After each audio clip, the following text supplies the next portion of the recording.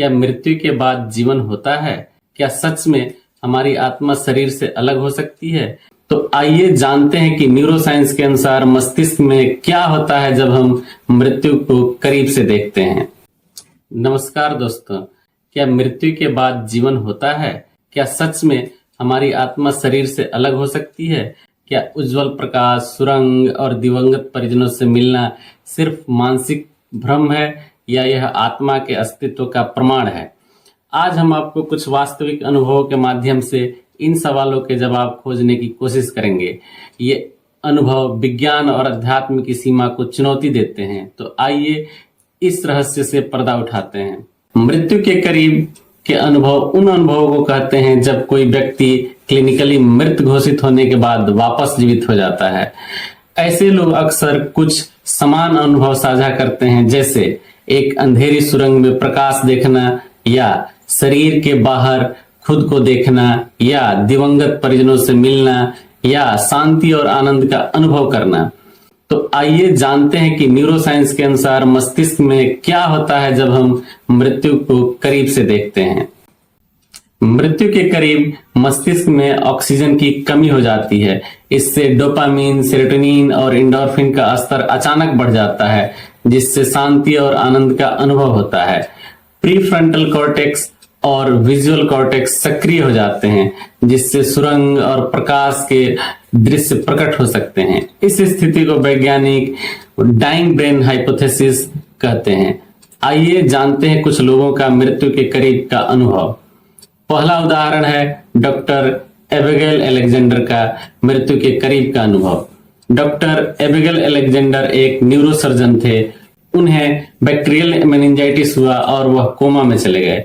उन्होंने खुद को एक अंधेरी जगह पर पाया और फिर उन्होंने एक सुनहरी रोशनी वाले सुरंग देखी।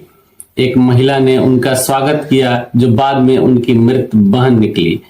होश में आने के बाद उन्होंने कहा कि यह अनुभव उनके जीवन का सबसे सच्चा अनुभव था।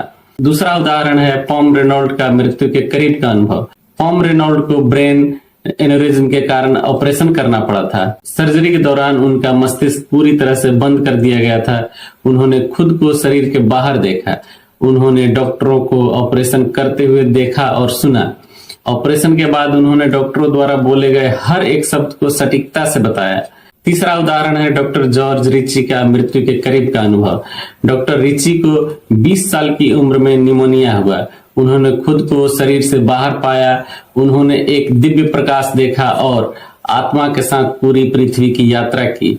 उन्होंने कहा कि उन्हें एक दिव्य संदेश मिला कि जीवन का उद्देश्य प्रेम है। डॉक्टरों के अनुसार वह 10 मिनट तक क्लिनिकली मृत थे।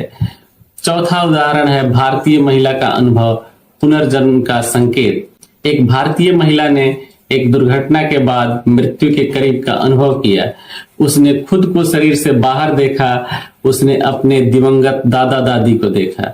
होश में आने के बाद उसने एक अज्ञात गांव का वर्णन किया। जब वह वहां गई तो वहां के लोग और स्थान उनकी यादों से मेल खा रहे थे। पांचवा उदाहरण है ब्रिटिश के सैनिक का युद्ध के दौरान मृत्यु के करीब का अनुभव। द्वितीय विश्व युद्ध के दौरान एक ब्रिटिश सैनिक को गोली लगी। उसकी धड़कन बंद हो गई और उसे मृत घोषित कर दिया गया। उसने खुद को एक सुंदर हरे मैदान में पाया। उसने अपने बचपन के दोस्तों को देखा जो पहले से ही मर चुका था। दोस्त ने उसे वापस लौटने को कहा। डॉक्टर ने कुछ मिनट बाद उसकी धड़कन को फिर से शुरू किया। छठा उदाहरण है अनीता मुरजानी का मृत्यु के करीब का अनुभव और कैंसर से चमत्कारिक ठीक होना। अनीता को लिम्फोमा कैंसर था और डॉक्टरों ने कहा कि उसके बचने की संभावना नहीं है। वह कोमा में चली गई। उसने खुद को शरीर से बाहर देखा। उसने कहा कि उसे दिव्य प्रकाश और प्रेम का अनुभव हुआ। उसे संदेश मिला कि अगर वह अपने डर को छोड़ दे तो वह ठीक हो जाएगी। होश में आने के बाद कुछ हफ्तों में उसका कैंसर पूरी तरह ठीक हो गया। इस विषय पर हमेशा ही विज्ञान और अध्यात्म का टकराव रहा है। विज्ञान इसे मस्तिष्क की प्रक्रिया मानता है। न्यूरोसाइंस के अनुसार ये अनुभव मस्तिष्क की हाइपर एक्टिविटी और न्यूरोकेमिकल्स रिलीज होने के कारण होते हैं, लेकिन अध्यात्म इसे आत्मा के अस्तित्व और मृत्यु के बाद जीवन का प्रमाण मानता है।